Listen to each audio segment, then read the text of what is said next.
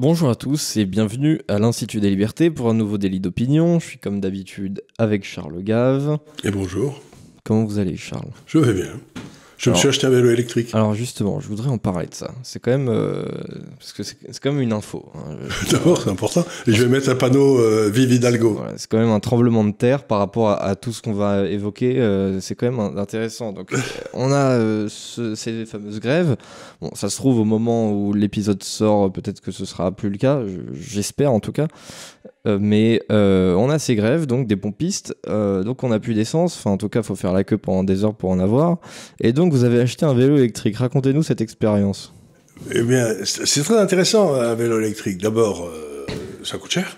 Oui, c'est vrai. Ça coûte très cher ces saloperies-là, parce qu'il y a des machins allemands dedans qui mesurent la vitesse, enfin qui chargent la batterie, enfin des trucs très compliqués. Donc il faut avoir un doctorat, à mon avis, en philosophie pour faire marcher ce truc-là.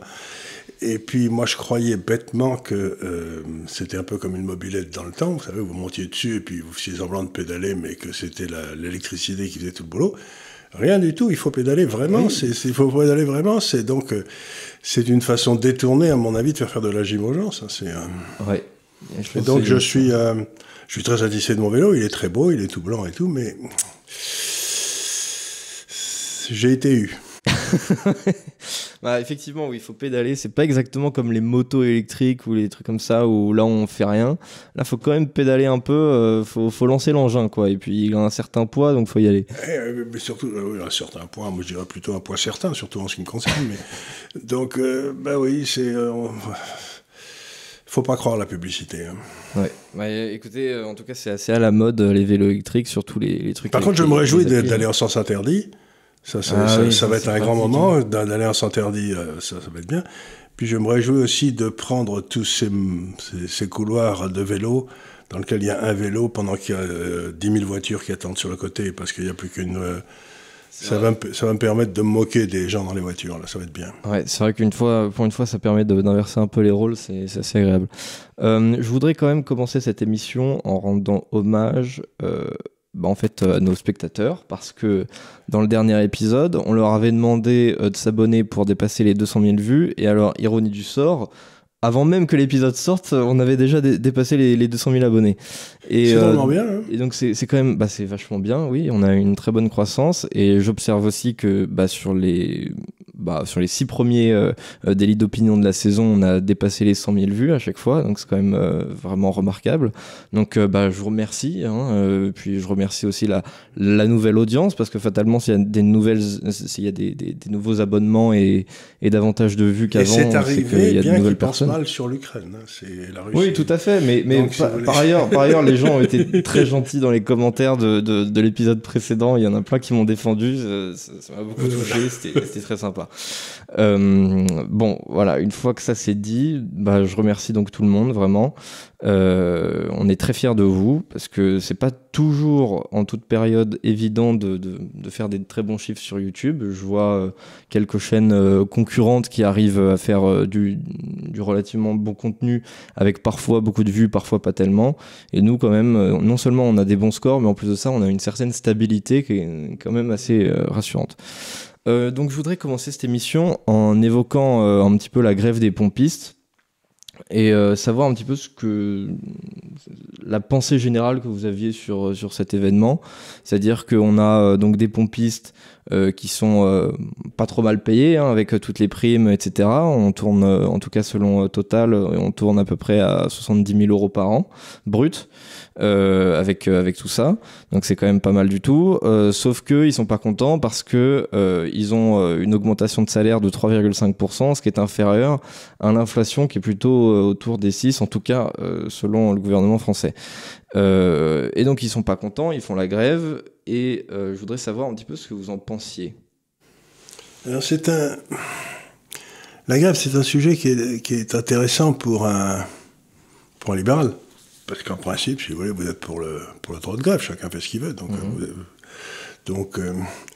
Mais la CGT, qui est un syndicat, ce qui est aussi parfaitement normal, qui est des syndicats, tout ça n'est pas gênant, semble avoir trouvé une façon d'organiser des grèves qui prennent le public en otage de façon considérable et avec un minimum d'employés. C'est-à-dire que je trouve que et ces employés ne prennent pas un grand risque, parce que comme ils ne sont pas très nombreux, ça ne doit pas être difficile de les compenser. Donc, ça me gêne un peu. Et en plus, c'est encore une fois sur... Vous remarquerez que les attentats, les grèves, tous ces trucs-là, ça cherche toujours à vous empêcher de bouger. Je ne sais pas si vous avez remarqué, le Covid, le résultat, c'est qu'on n'a plus pu bouger. Quand on fout une bombe dans un train, c'est pour vous empêcher de bouger. Donc, il semble que... Il y a beaucoup de grèves dans les transports aussi. Beaucoup de grèves dans les transports. Il semble que les ennemis de la liberté, là, les ennemis... n'aiment pas que vous vous promeniez librement, quoi. Tout à fait, oui. La première atteinte, c'est toujours la liberté d'aller et venir. D'aller et venir, de prendre notre voiture et d'aller voir si grand-mère va bien, quoi, ou d'aller passer le dimanche avec elle, ou j'en sais rien. Donc, pour moi, il y a un vrai problème, c'est que ça s'attaque toujours à ma liberté de me balader, de me promener, et je retrouve toujours la même chose, c'est-à-dire qu'on a l'impression que ces classes dirigeantes, dont la CGT fait partie d'ailleurs, ont qu'un but, c'est de réattacher les serres à la glèbe, vous savez, c'est-à-dire que qu'est-ce que vous avez à bouger comme ça, quoi, vous nous emmerdez, on va être tout seul à prendre des trains, les avions pour aller visiter le Vatican, ou j'en sais rien, donc, je sais pas, il y a... Bon, personne ne remet en cause le droit de grève, mais j'aimerais qu'il soit... Je sais pas, j'aime pas la façon dont la CGT, qui représente rien, parce qu'aujourd'hui, les syndicats en France, vous savez, après la libération, c'était donc en 1945, ça va faire 75 ans, quoi. Mm-hmm. Il y a eu des syndicats représentatifs, ceux qui avaient résisté. Ouais. Et donc, il n'y a qu'eux qui ont le droit de représenter les... Ben, moi, je trouve qu'après 75 ans, le syndicat représentatif, c'est celui qui gagne aux élections, et pas celui qui, dont l'arrière-grand-père a fait de la résistance. Oui, tout à fait. Bah, surtout, par exemple, la CGT, qui a été assez importante dans les années 60, 70, 80. Aujourd'hui, ça concerne quasiment personne. Ouais, donc, ils ont un petit nombre de gars qui sont grévistes dans des secteurs clés, et ils maintiennent leur importance comme ça. La première des choses qu'il faudrait faire, me semble-t-il, ce serait qu'on comprenne exactement comment les syndicats sont financés en France. Mmh. Parce qu'il y avait eu un rapport parlementaire qui avait été fait il y a quelques années et qui avait été retiré parce que il expliquait que c'était l'État qui finançait les syndicats. Ouais. Il avait été retiré à fond la caisse. Donc je ne sais toujours pas d'où la CGT retire son argent, d'où FO retire son argent.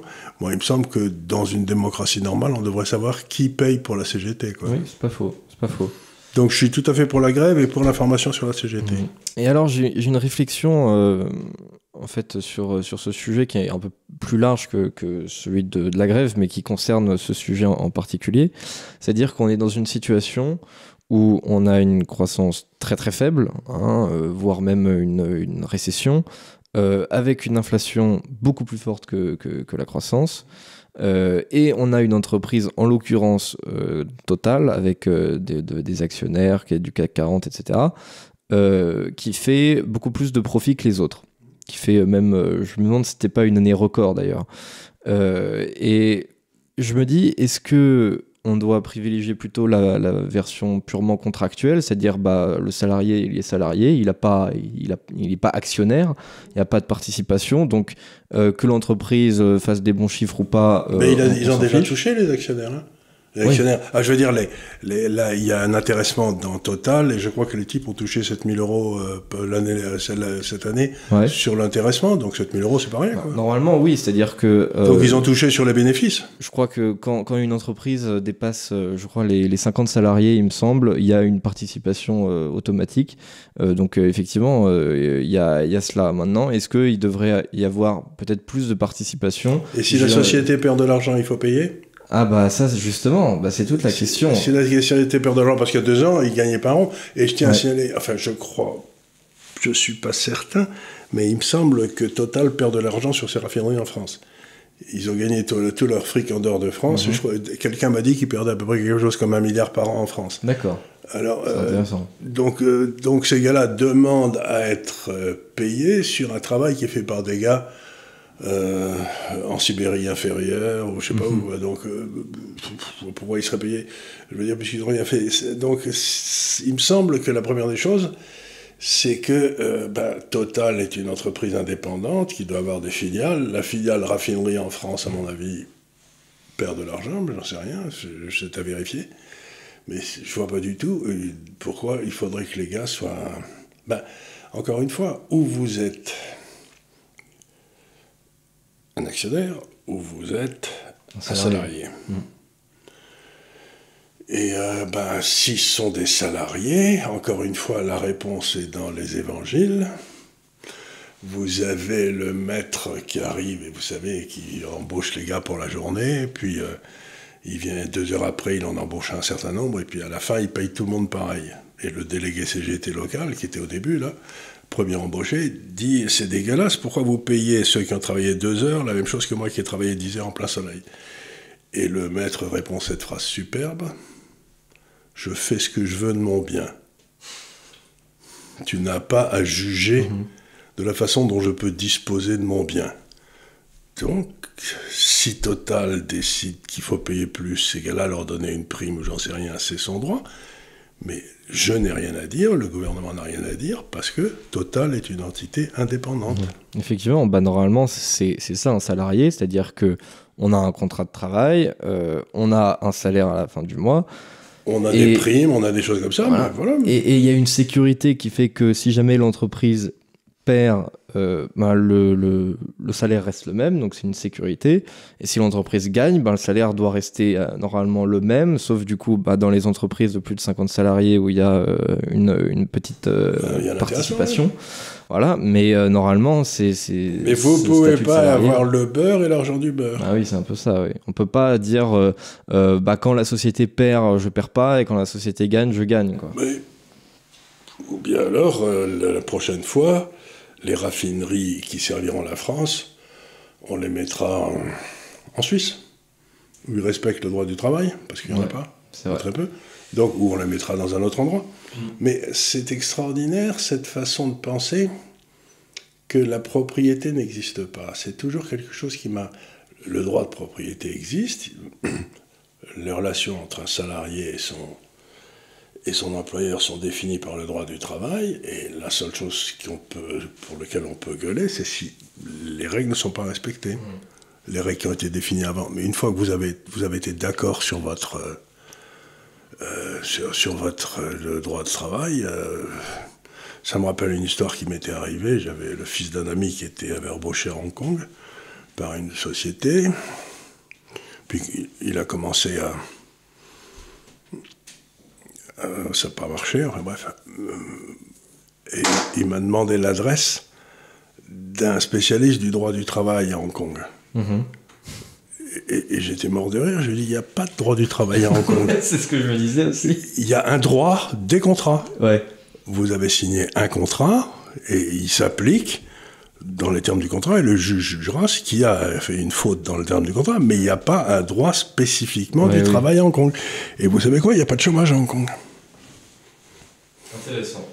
Effectivement, le travail, c'est un contrat. Ouais. Donc, oui, c'est vrai. Donc on applique les principes généraux du droit du contrat au travail, et puis il n'y a pas besoin d'avoir des hommes politiques qui font n'importe quoi, qui rajoutent des trucs pour toujours essayer de favoriser le travail au détriment du capital. Moyennant quoi, du coup, on a plein de chômage. C'est pas faux. C'est vrai qu'en France, on a une vision qui est tellement... On a le droit, l'État a le droit. Or, il y a un principe de droit ancien qui est le contrat fait la loi entre les parties. Oui. Et la loi, c'est quelque chose qu'on ne change pas. Oui, c'est pas faux. Oui. Donc, encore une fois, cette histoire de truc de dire l'État doit intervenir en faveur du... C'est comme si vous disiez dans une équipe de foot, tiens, l'arbitre, il doit intervenir pour qu'on soit toujours à égalité, quoi.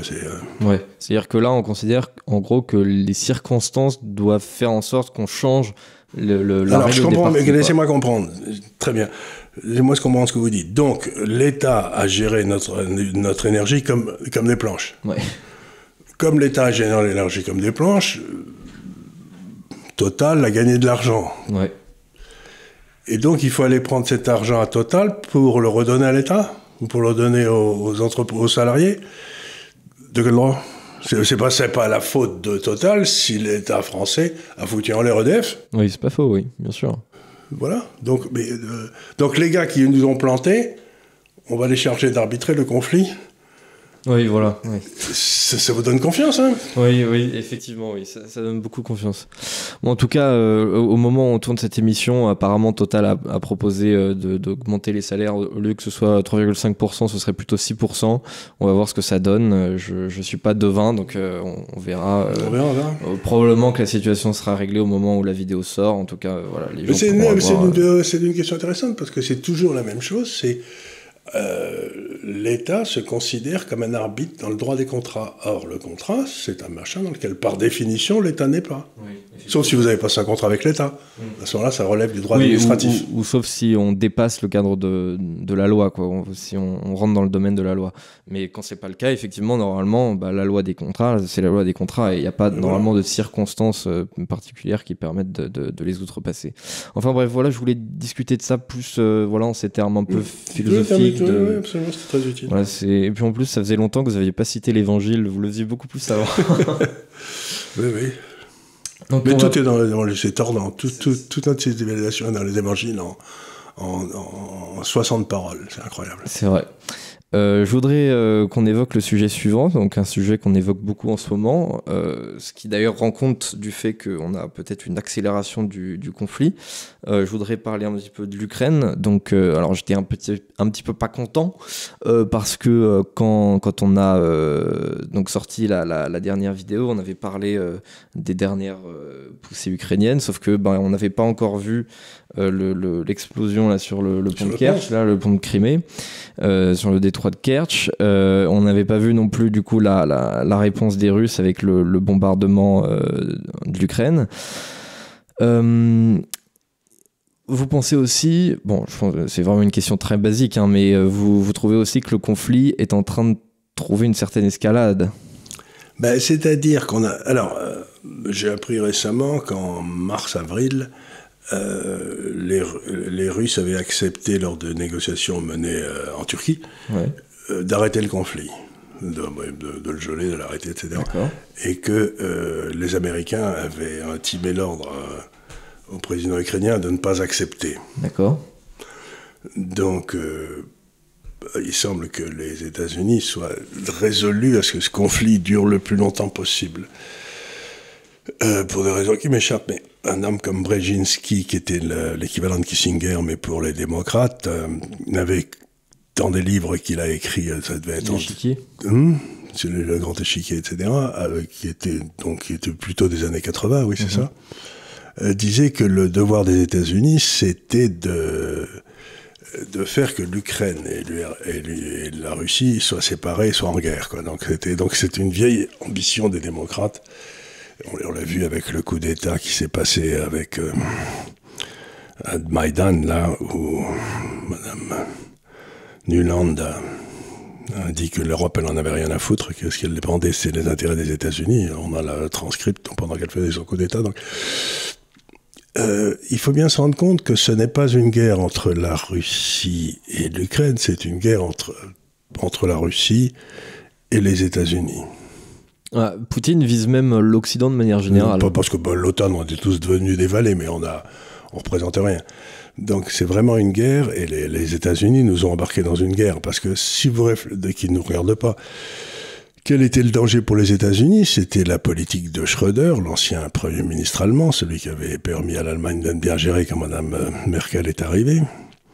C'était, dans le fond, de faire une alliance entre l'Allemagne et la Russie, pour une alliance en quelque sorte du bloc asiatique, pour avoir les ressources industrielles de l'Allemagne et de l'autre côté les ressources minières de la Russie.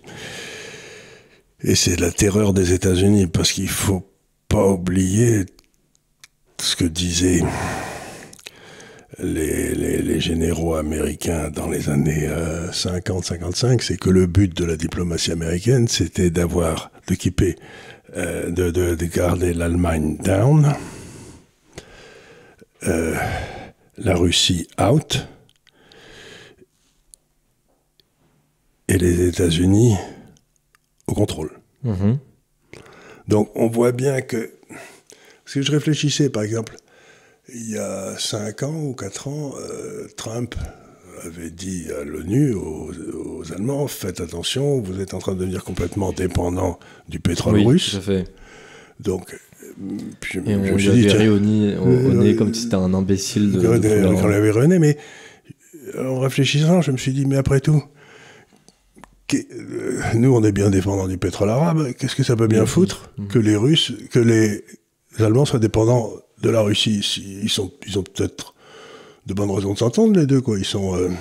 Pourquoi maintenir cette rupture entre la Russie? La Russie fait partie de l'Europe. Ils voulaient même rentrer dans l'OTAN dans les années, à un moment. Donc, il y a quelque chose dans ce conflit qui m'échappe. C'est pourquoi les États-Unis essayent-ils sans arrêt d'empêcher ce conflit d'être résolu, quoi. C'est vrai qu'ils ont des intérêts et qu'ils nous... Mais ces intérêts, c'est pas les nôtres. Pourquoi nous, on suit? Après, ça dépend. Alors, en termes d'intérêt pur, je dirais effectivement que la France n'a pas beaucoup d'intérêt, par exemple, à défendre l'Ukraine. Maintenant, bon, moi, en tout cas, je considère, j'ai plutôt une vision de civilisation, c'est-à-dire que tout comme on doit être solidaire pour moi de l'Arménie, même si on n'a pas forcément d'intérêt en commun. Oui, mais on va pas aller se faire tuer pour... Ah non, mais ça, c'est autre chose. Non, mais pour l'instant, c'est ce qui se passe, c'est qu'on leur livre toutes nos armes. Mais j'entends bien que... Mais en quoi la Russie ne fait-elle pas partie de notre civilisation? Parce que je voudrais vous dire un truc, par exemple, la Biélorussie, qui a l'air de commencer à se coller dans le conflit, tiens. Vous savez, pourquoi ils se collent dans le conflit?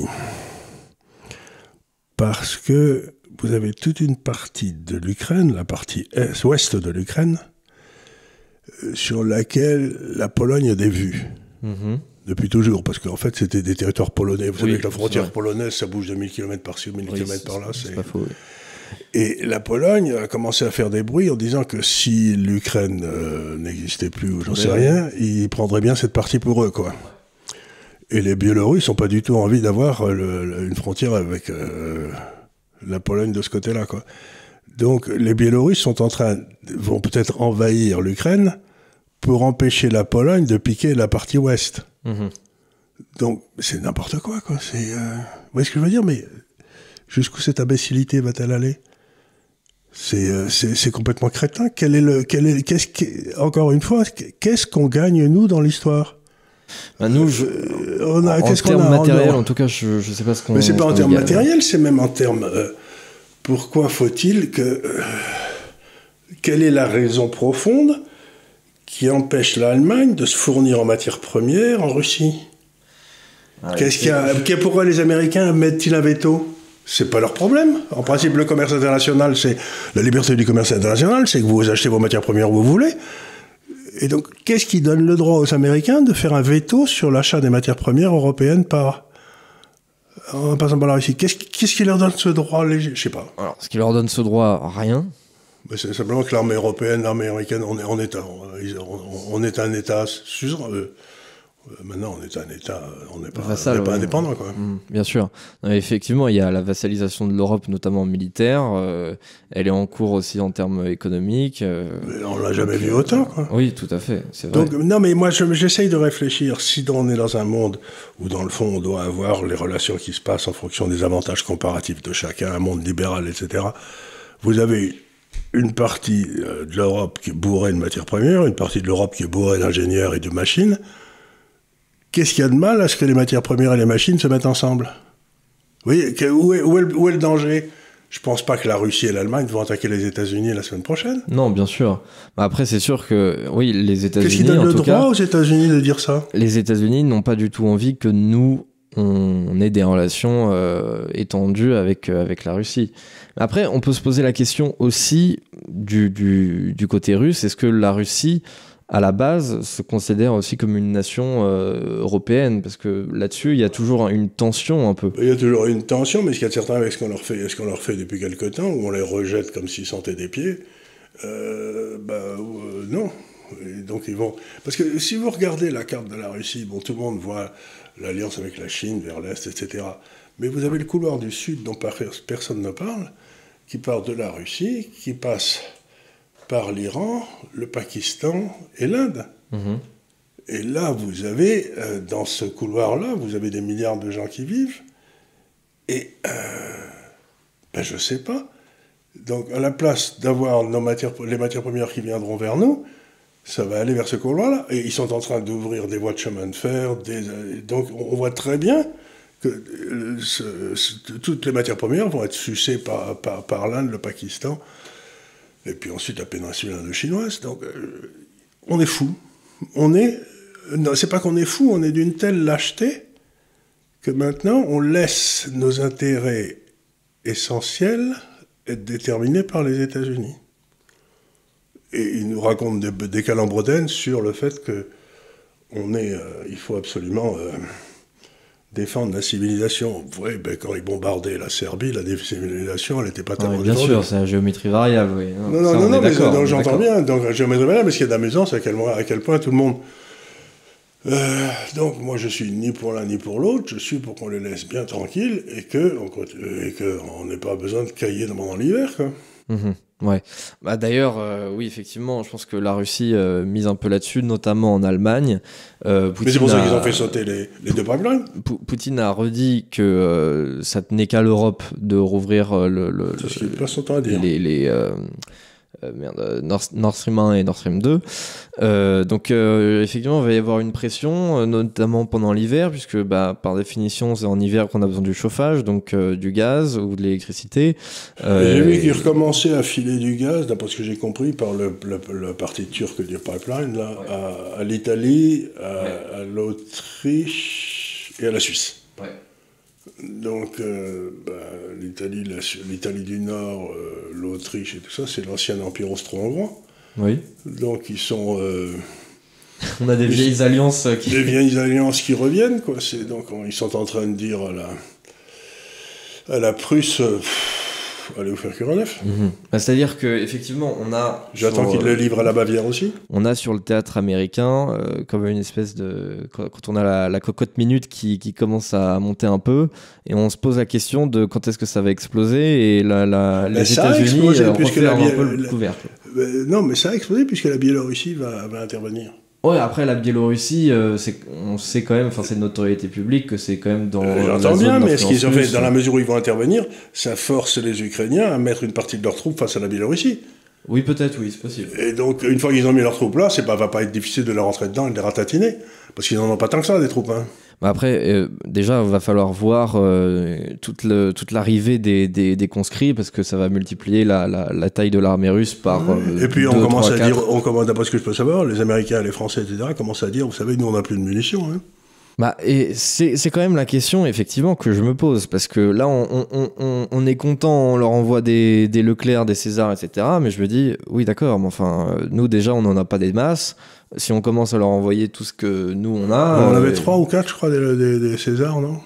Les Césars, il me semble qu'on en a 10, ou peut-être 12, et on leur en avait envoyé 3-4 déjà il y a quelques mois, et là, on leur a renvoyé je sais plus combien.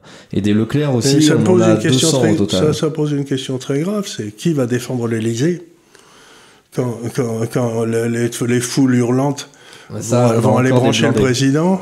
S'il n'y a plus de Leclerc pour défendre notre cher président, qu'est-ce qui va se passer ? Ouais, ils vont peut-être donner des BTR à la gendarmerie et puis ce sera elle qui va s'en occuper, je sais pas. On verra. Non, mais il faut songer au bien-être de notre président, moi ça m'inquiète beaucoup. Oui, c'est vrai, moi aussi je suis très inquiet pour le bien-être de M. Macron. Mais quand vous allez à l'Élysée, c'est devenu une telle place forte que vous pouvez pas vous empêcher de penser qu'il doit être mort de peur, cet homme.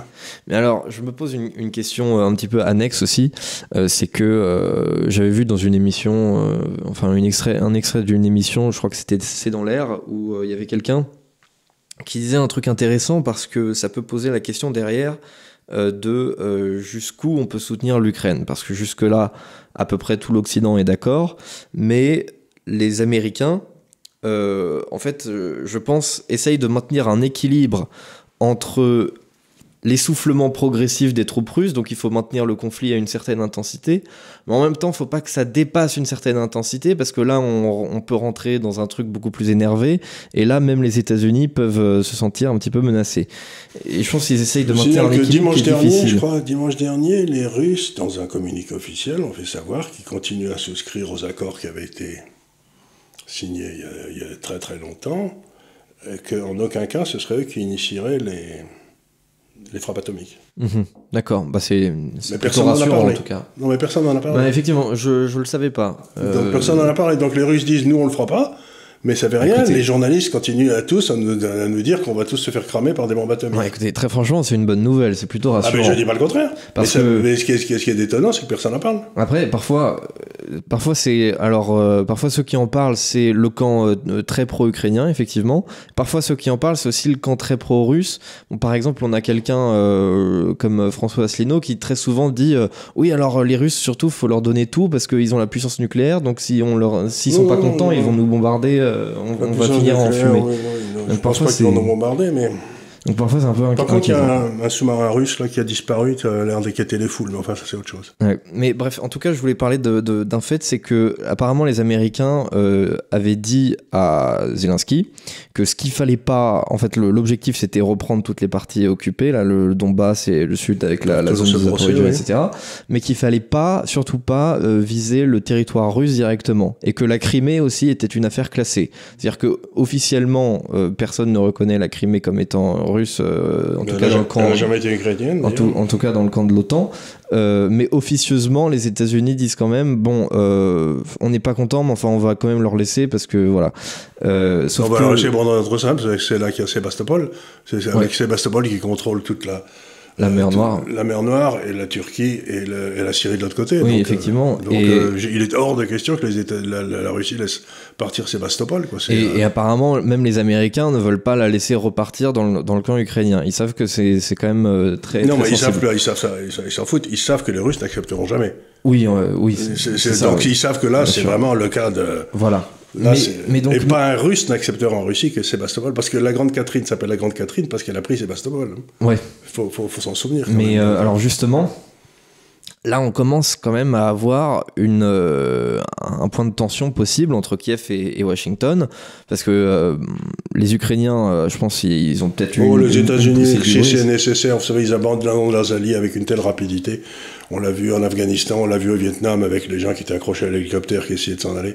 Donc j'ai pas le moindre doute que Zelensky se fera lâcher. Voilà, il y a rien de plus.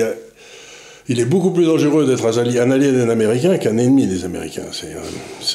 Votre espérance de vie est beaucoup plus courte si vous êtes un allié des Américains, il n'y a pas de doute. En règle générale, je dirais que c'est très dangereux de placer beaucoup trop de confiance dans son alliance avec une grande puissance. Je pense que c'est valable avec les États-Unis, je pense que c'est valable aussi avec la Russie. Notamment, l'Arménie se fait un peu emmerder en ce moment, alors qu'ils sont quand même dans une alliance militaire russe. La Russie se veut la protectrice des régions chrétiennes du Caucase et tout, et ça c'est un merdier. Ouais, mais donc là ils sont quand même. C'est pas leur meilleure alliance. Il faut avoir d'un côté le Caucase, de l'autre côté le Moyen-Orient et tout. Vous avez des grands moments de lassitude. Hein. En tout cas, s'il y a bien une leçon qu'on peut retenir de cette situation, c'est qu'on ne peut, en dernière instance, compter que sur nous-mêmes. Et qu'il ne faut jamais baisser la garde et se reposer sur une alliance. Les nations n'ont pas d'amis, elles n'ont que des intérêts. Oui, c'est vrai. C'est ce que disait le Premier ministre britannique dans les années 1850, je crois, 1860. Lord, je ne sais plus. Salisbury. Lord Salisbury. Les nations n'ont pas d'amis, elles n'ont que des intérêts. Et le but de la politique britannique, c'est de défendre ses intérêts. Ouais, je pense que oui, je suis assez d'accord avec ça, même s'il peut y avoir des liens historiques particuliers, des liens géographiques aussi. Je pense qu'en dernière instance, c'est les intérêts qui prévalent sur le reste.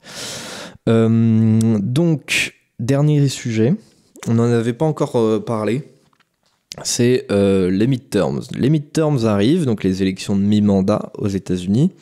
Et je me pose une question parce que ça fait quand même un bout de temps que je me dis, bon, les Républicains, ils vont gagner. De toute façon, à peu près tout le monde gagne, enfin, le camp opposé au président en exercice gagne à peu près tout le temps les midterms. Il n'y a que 4 moments où ça n'a pas été le cas. En l'occurrence, en 1902 sous Theodore Roosevelt, en 1934 sous l'autre Roosevelt, Franklin, en 1998 parce que les républicains avaient beaucoup trop parlé des affaires de mœurs de Bill Clinton et en fait ce dernier paraissait tellement sympathique qu'au final ça s'est retourné contre ces derniers, et en 2002 parce que justement il y a eu une poussée patriotique après le 11 septembre. Donc je me pose la question, est-ce que les républicains sont capables de perdre l'imperdable cette année? Non, je pense pas. Je pense pas. C'est-à-dire qu'il faut bien se rendre compte que ça va être une élection un peu spéciale, parce que ça va vraiment être l'État profond, qui est le Parti démocrate, qui contrôle le ministère de la Justice, les médias, qui sont contrôlés par l'État profond, et puis les deux côtes, la Californie et puis la Nouvelle-Angleterre, là, contre le reste du pays. Ouais. Ça va être... Donc, alors là, il faut faire une différence. Vous avez la Chambre des représentants, c'est-à-dire la Chambre basse, en quelque sorte, qui est élue, en quelque sorte, en pourcentage de la population totale. Ouais. Donc là, il semble à peu près acquis que les démocrates qui tiennent à 4 ou 5 voix vont perdre. Donc ils vont perdre la Chambre. Et c'est important parce que c'est la Chambre des représentants qui control the purse, c'est-à-dire qui contrôle le budget, qui contrôle le pognon. C'est pas le Sénat. Donc la Chambre basse, honnêtement, serait stupéfait si... mais ça peut arriver, j'en sais rien, mais... en plus, dans toutes les dernières élections, il y a eu une espèce de vote de droite masqué. C'est-à-dire que les gens mentent aujourd'hui au sondage. On leur pose des questions. Le type, il dit, bon, ben, je vais dire que je vais voter pour Trump ou pour les Républicains, je vais perdre mon boulot, ça va être... Donc le type, il dit, mais non, vous pensez, je ne suis pas décidé, je ne sais pas encore, ou au contraire, j'adore M. Biden. Et puis on voit qu'à chaque fois, ils font 4 ou 5%. C'est un peu comme le Parti communiste ou le FN il y a quelques années en France, quoi. Il y a aussi autre chose, c'est que souvent dans les sondages aux États-Unis, je regardais justement tout à l'heure pour préparer l'émission, c'est que à l'approche des élections, on fait surtout des sondages qui tiennent compte des électeurs sûrs, et il reste toujours un pourcentage déterminant des électeurs pas sûrs. Alors il y a un élément qui se passe qui est très intéressant, c'est que les démocrates contrôlaient le vote des Noirs et le vote des Latinos, qui était un peu leur terrain de chasse. Et là, les Latinos sont en train de basculer massivement à cause de toutes les folies woke. Si vous dites à un type d'Amérique latine qu'un homme et une femme, c'est pareil, il a des doutes. Vous regardez bizarrement, ouais. Il a des doutes, quoi. Je dis, non, mais il est complètement cinglé, celui-là, quoi. Enfin bref, le bon latino de base, il est fier d'un homme, il est fier d'être une femme, quoi. Il y a pas, je veux dire, ça paraît idiot ce que je dis, mais et donc il y aurait eu quelque chose comme 50 ou 60 points de virage entre Obama et maintenant sur le vote des latinos, c'est-à-dire que donc c'est toute la partie qui est du côté de Los Angeles, quartier populaire, aussi vers le Texas, où il y a beaucoup de latinos. Donc, il me semble que la Chambre des représentants s'est gagnée. Le Sénat, il y a 2 sénateurs par État. Et il y a des États où il y a quasiment 3 pelés et 2 tondus, comme dans le Wyoming, quoi. Et en plus, le Sénat ne se renouvelle pas à chaque fois. Je crois qu'il se renouvelle, c'est 1/3 qui se renouvelle. Ce qui veut dire que vous avez un certain nombre d'habitude, cette fois-ci, pour des raisons historiques, il y a beaucoup plus de candidats républicains qui se représentent que de candidats démocrates. Donc ça va être plus difficile pour les républicains de gagner, parce que, alors qu'ils sont 50-50, il y en a plus qui se représentent. Donc ça veut dire qu'en gros, c'était dans les élections d'il y a 6 ans où ils avaient dû bien gagner, quoi. Voilà, c'est ça. C'était en 2016, quoi. En 2016, c'est quand ils avaient justement battu. Et voilà, donc le Sénat, c'est pas certain. Le Sénat, c'est pas certain, parce que ça va se jouer... Il y a des élections en Pennsylvanie qui sont extraordinairement proches. Il y a des élections dans l'Ohio qui sont extraordinairement proches. L'Arizona aussi, qui peut... La Géorgie. Il y a ça... C'est-à-dire que là, c'est plutôt détenu pour l'instant par des démocrates. Et si les républicains gagnaient ces 4, ça ferait donc, ils en perdraient 4, ça ferait 46, ça ferait 46-54. Mais il suffirait donc que les républicains en gagnent 2 sans perdre de voix de leur côté. Donc ça risque d'être, le Sénat, ça risque d'être très juste. D'accord. Mais, donc je ne crois pas du tout. Mais par contre, ce qui est étonnant aux États-Unis, c'est de voir à quel point... Moi, j'en reviens pas parce que j'ai fait des études aux États-Unis il y a bien longtemps. J'ai de la famille là-bas.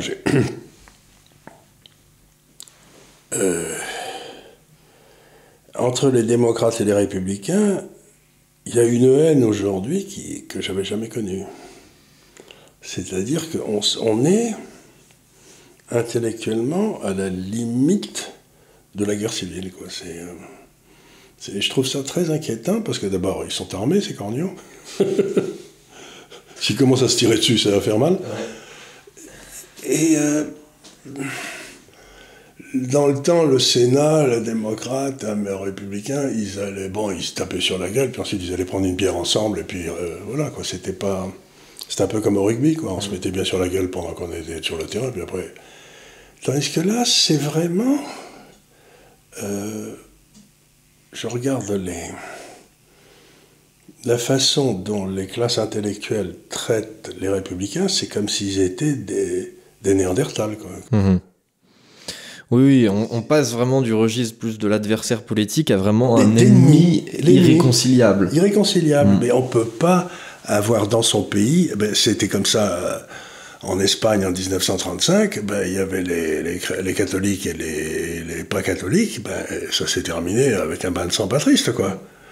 Et en Grèce, dans les années 50, quand j'étais enfant, j'étais là-bas avec mon père, il y avait d'un côté les communistes et puis de l'autre côté les royalistes, et là aussi, un bain de sang, il y avait plus de morts au pourcentage de la population qu'en Espagne.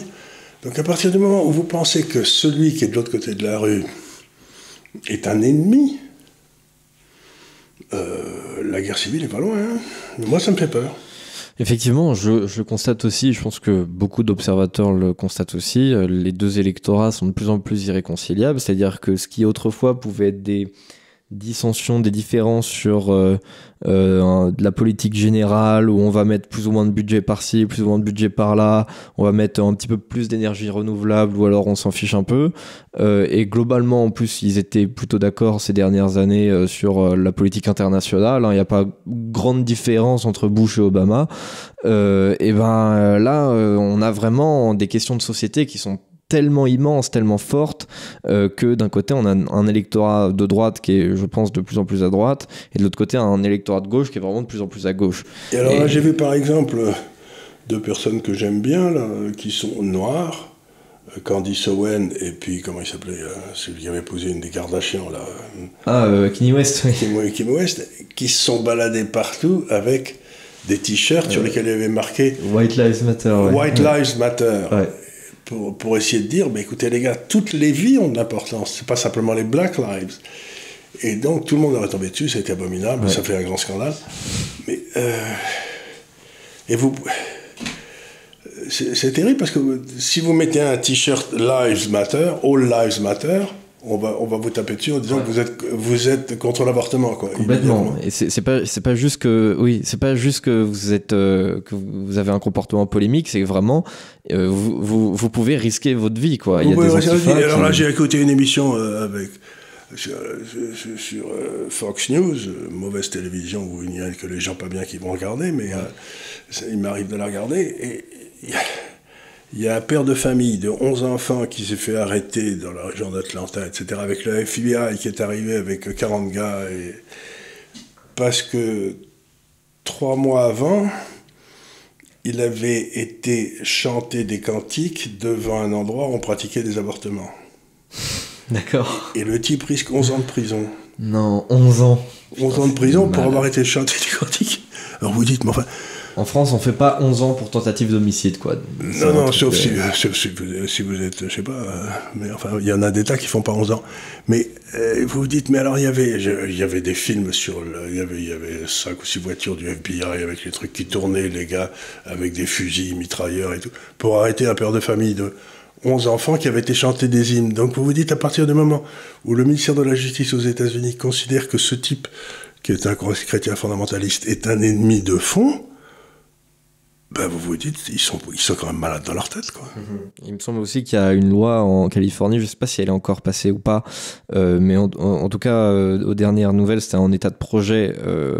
Et ça se trouve, c'est passé, donc ça se trouve, c'est vraiment réel, où en gros, l'État de la Californie va s'octroyer le droit de vous prendre vos enfants, non pas si vous les tapez, non pas si vous êtes drogué, non pas si vous êtes alcoolique, mais si vous refusez que vos enfants fassent des transitions quand ils ont sexe, 5 ans, oui. Quand ils sont des enfants, et quand ces transitions-là sont irréversibles, parce que c'est ça aussi qu'il faut dire. Mais en plus, mais ça va contre toutes les législations qui interdisent la mutilation des enfants. Oui, tout à fait, oui. Mais évidemment. Une forme de mutilation. Oui, ils refusent de dire, mais ils refusent d'être honnêtes là-dessus. Ils refusent de dire exactement ce dont on parle. Mais c'est ça qui alerte beaucoup les gens. Donc il y a toute une série de familles qui essayent de reprendre le contrôle des écoles, parce que les écoles étaient tombées sous le contrôle des woke. Donc le ministère de la Justice est complètement tombé dans les mains de ces gens-là. Donc il y a un vrai loup aux États-Unis, il y a un malaise qui est absolument perceptible. Et ça, je ne sais pas du tout comment on va être résolu, parce qu'en principe, la Constitution américaine résolvait ce genre de problème en changeant les gens, c'est-à-dire avec justement des élections. Il y en avait un des deux qui gagnait et puis qui reprenait.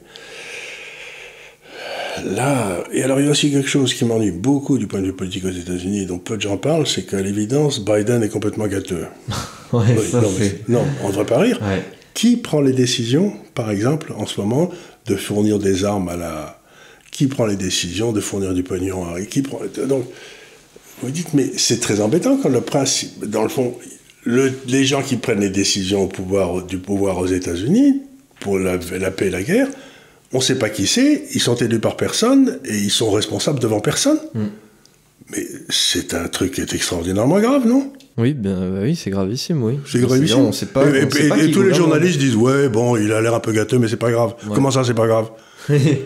Oui, il sait pas où il est, il sait pas à qui il s'adresse. L'autre jour encore, il s'adressait à quelqu'un qui était mort. Oui, et puis là, il donnait la main à l'enterrement de la reine à une autre femme que la sienne. Une autre femme, oui, qui était complètement gênée, la pauvre. La pauvre, ouais.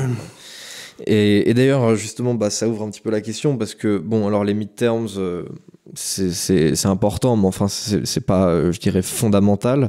Mais en plus, on peut pas le remplacer, parce que Kamala Harris, c'est bien pire.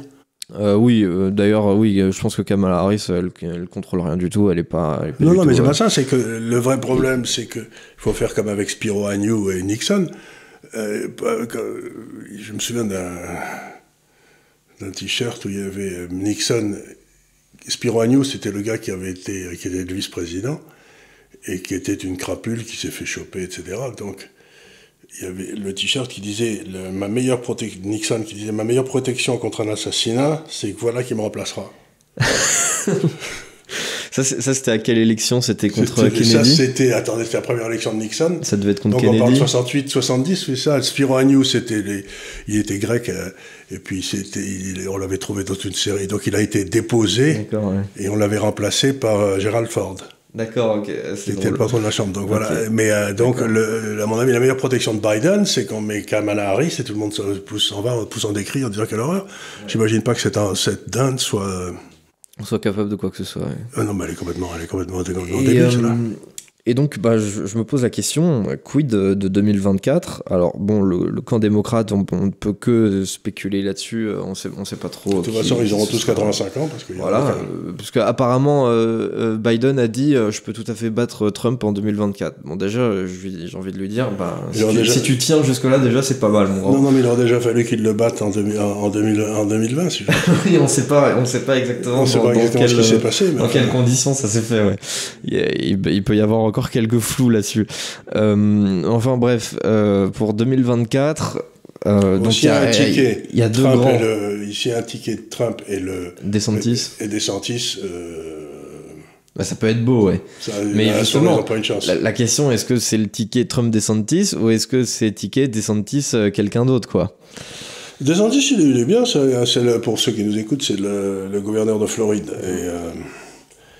Et il a cette capacité rare qu'avait Madame Thatcher, qu'avait Reagan, de rentrer dans l'art des gens de gauche en se marrant, quoi. Ouais. C'est-à-dire, il les prend pas au sérieux, il montre leur hypocrisie, comme cette histoire d'envoyer des migrants à Martha's Vineyard. C'est génial cette histoire. C'était à mourir de rire, cette histoire. Ils sont restés quelques heures. Oui, c'est ça. Je sais pas si les gens qui nous écoutent connaissent cette histoire. En gros, ça a quelques semaines. Martha's Vineyard, c'est un lieu très privilégié, rempli de gens de gauche extrêmement fortunés. Et le gouverneur de Floride, DeSantis, donc, a décidé d'y dépêcher une espèce de bus de migrants où il y avait pas plus de 50 migrants dedans. Hein. Il y a pas mis 50 000, mais juste une cinquantaine. Et ils sont restés quelques heures parce que bon, on veut bien voter à gauche, mais quand même les migrants, c'est pas pour nous, quoi. Enfin, Vineyard a toujours refusé, par exemple, d'avoir des éoliennes. Ah oui, c'est intéressant ça aussi. Il y a des éoliennes partout, mais pas chez eux. C'est fantastique. Ça, franchement, les gens qui pensent ça, qui pensent comme ça, qui pensent tout, mais pour les autres, je trouve ça fascinant. Comme, même pas politiquement, mais psychologiquement, quoi. Je me dis, c'est pas problème, fantastique. Et donc, je me pose la question, est-ce que Trump, ce serait pas un peu risqué quelque part le proposer comme candidat? Moi, honnêtement, si je dois dire la vérité, c'est que Trump, il m'a toujours fait rire. Ouais, moi aussi. Moi, il me fait toujours faire rire parce qu'il fait se détester. Il fait des trucs qui sont improbables. Et voilà, donc je me dis, et en plus, voilà, donc je me dis, bon, il va faire un truc improbable. Personne n'a jamais été battu pour revenir après, donc ça doit l'amuser de se dire, je vais peut-être y arriver. Et puis je me dis, il a fait une erreur considérable dès qu'il est arrivé au pouvoir la dernière fois, c'est qu'il n'a pas pris le contrôle du ministère de la Justice, donc il s'est fait avoir immédiatement. Il a voulu s'y prendre un peu tard. Il est arrivé, non mais ils avaient commencé avant à le dynamiter, parce que donc là j'imagine qu'il aura sans doute ce qu'il faut pour prendre le contrôle s'il est élu, donc c'est un peu comme... si d'un seul coup en France, on faisait des vraies enquêtes sur ce qui s'est passé avec, je sais pas, EDF ou... Ouais, EDF, Alstom, des choses comme ça, pour aller chercher qui sont les vrais responsables. Voilà, tous les gens qui ont eu un intérêt dans la vente d'Alstom et qui se sont retrouvés, par exemple, donateurs de la campagne d'Emmanuel Macron, au hasard, des choses comme ça. Voilà, on pourrait en parler. On pourrait trouver des choses comme ça.